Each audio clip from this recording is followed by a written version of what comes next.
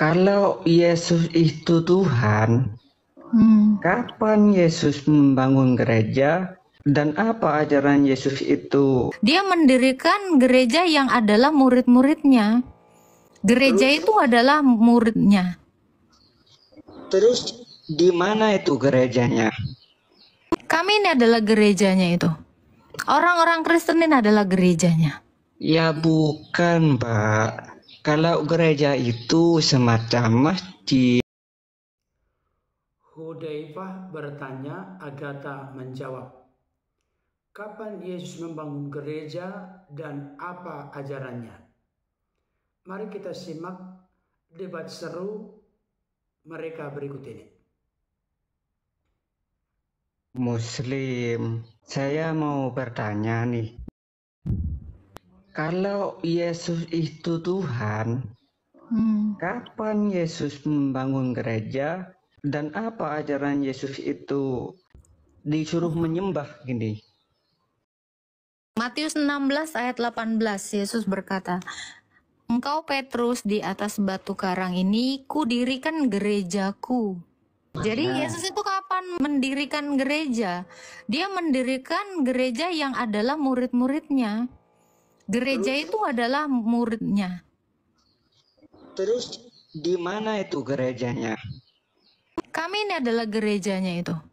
Orang-orang Kristen ini adalah gerejanya. Ya bukan, Pak. Kalau gereja itu semacam masjid. Oh, itu gedung. Yang Anda Itu. tanya gini, kan Anda Islam ya, cenderung goblok dan idiot ya kan?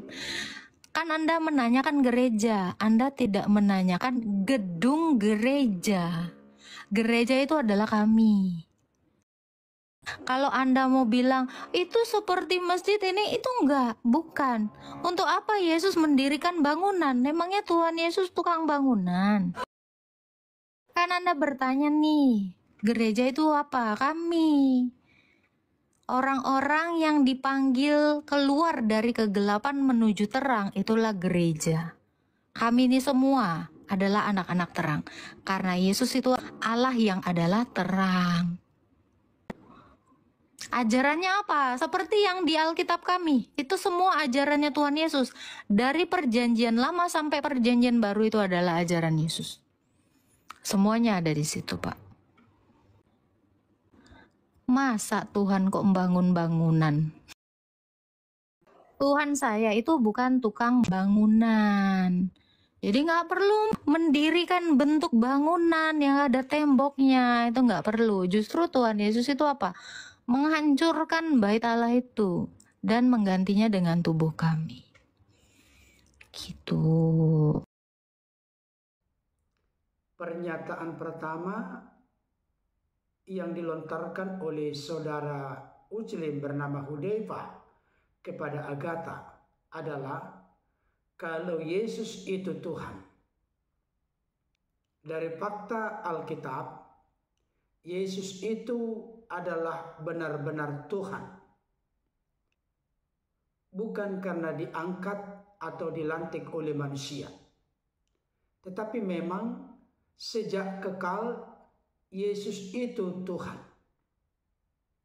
Dalam arti penguasa. Mungkin ada orang bertanya, Yesus itu kan baru ada kurang lebih 2000 tahun yang lalu. Bagaimana mungkin ketuhanan atau kepenguasaan Yesus sudah ada sejak kekal?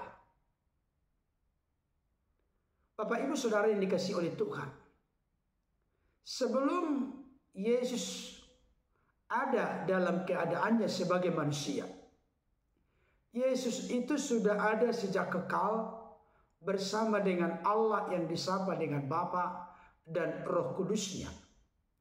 Tentu bukan dalam tubuh fisik jasmani kemanusiaan, tetapi dalam eksistensi keberadaan kekal sebagai firman yang bersama-sama dengan Allah, dan firman itu adalah Allah. Oleh karenanya dapat disimpulkan, Allah yang disapa dengan Bapa memiliki firman yang kekal dan Roh yang kekal dalam dirinya adalah Allah Tritunggal yang Maha Kuasa.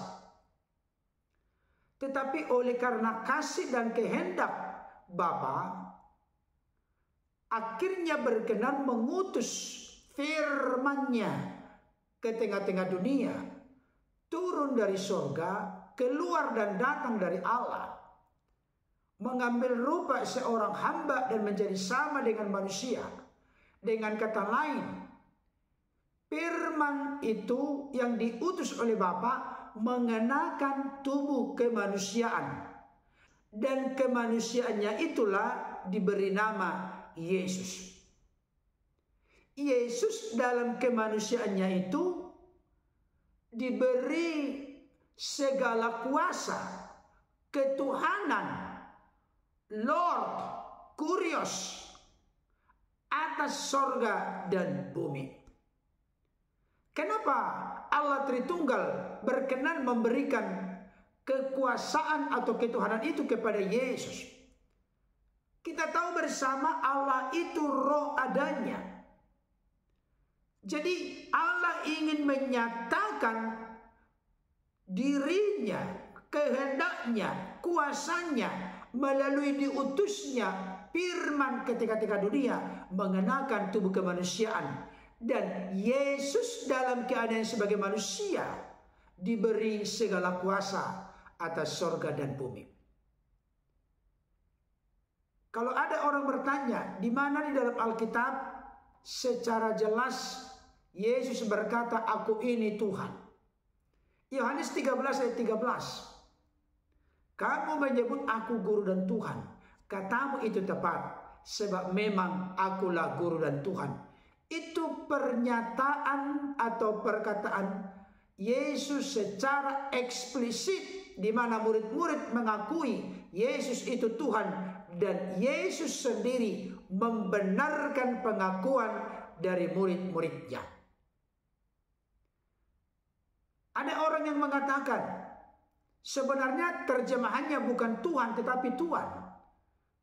Terserah mau Anda artikan Tuhan ataupun Tuhan. Yang jelas bahasa Yunaninya kurios. Kurios itu bisa diartikan Tuhan, bisa diartikan Tuhan. Tidak ada masalah. Yang penting dalam ruang lingkup kekuasaannya, Yesus jelas memiliki segala kuasa, segala ketuhanan atas sorga dan bumi. Itu sebabnya di dalam Wahyu 19 ayat ke-16, Yesus ditegaskan sebagai Raja di atas segala raja atau Tuhan di atas segala Tuhan. Itulah Tuhan yang berkuasa atas sorga dan bumi. Kemudian saudara kita Hudzaifah ini bertanya, kapan Yesus membangun gereja? Ternyata yang ada di otak atau di pikiran dari saudara Uclim bernama Hudzaifah ini terkait dengan gedung gereja atau bangunan. Bahkan beliau tadi berani membantah, bukan begitu maksudnya seperti masjid, berarti maksudnya dia mengarah kepada bangunan. Padahal pertanyaannya beliau jelas, kapan Yesus membangun gereja? Tapi karena di pikiran beliau gereja yang dimaksud di situ adalah gedungnya, maka dia keliru memahami istilah sebutan gereja dalam perspektif Kristen bertitik tolak dari Alkitab. Ayat yang dikutip oleh Agatha tadi sudah tepat. Matius 16 ayat 18. "Dan aku pun berkata kepadamu, engkau adalah Petrus, dan di atas batu karang ini aku akan mendirikan jemaatku, dan alam maut tidak akan menguasainya."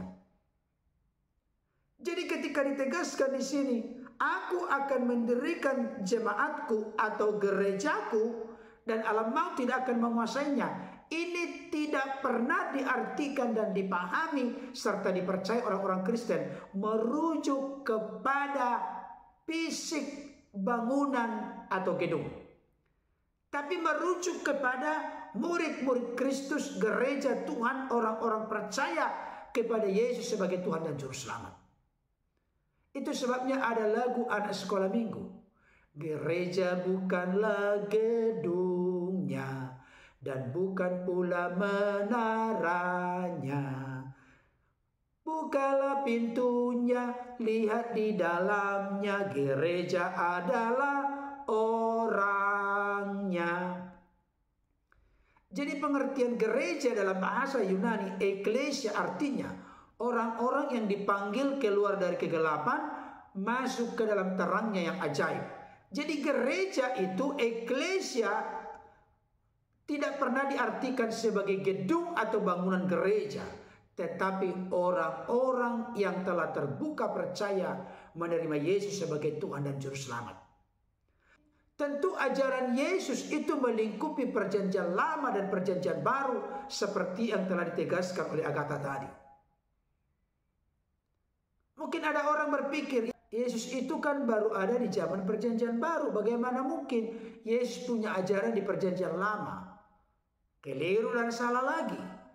Karena Yesus itu yang kami mengerti, kenal dan percayai bukan hanya dalam tubuh fisik jasmani keadaannya sebagai manusia, tapi dalam eksistensi kekal sebagai firman yang bersama-sama dengan Allah, dan firman itu adalah Allah.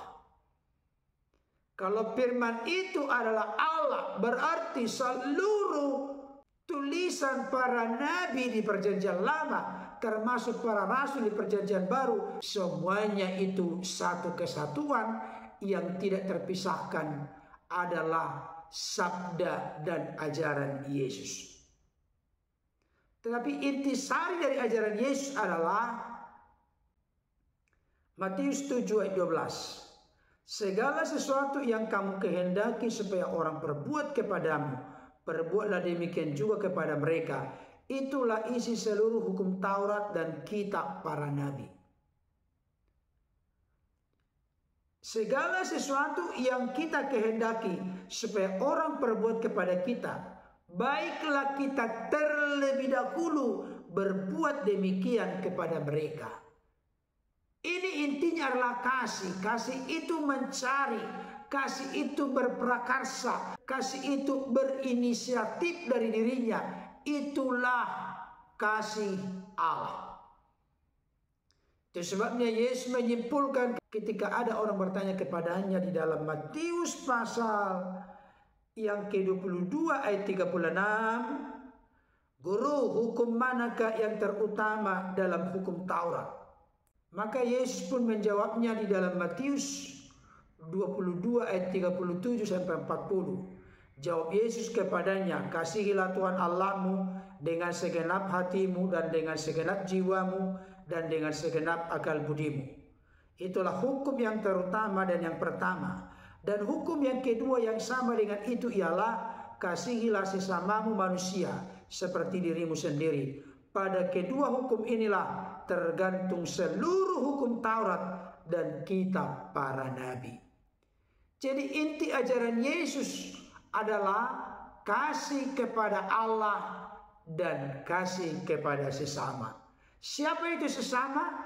Sesama saudara seiman, sesama manusia, bahkan termasuk mengasihi musuh sekalipun.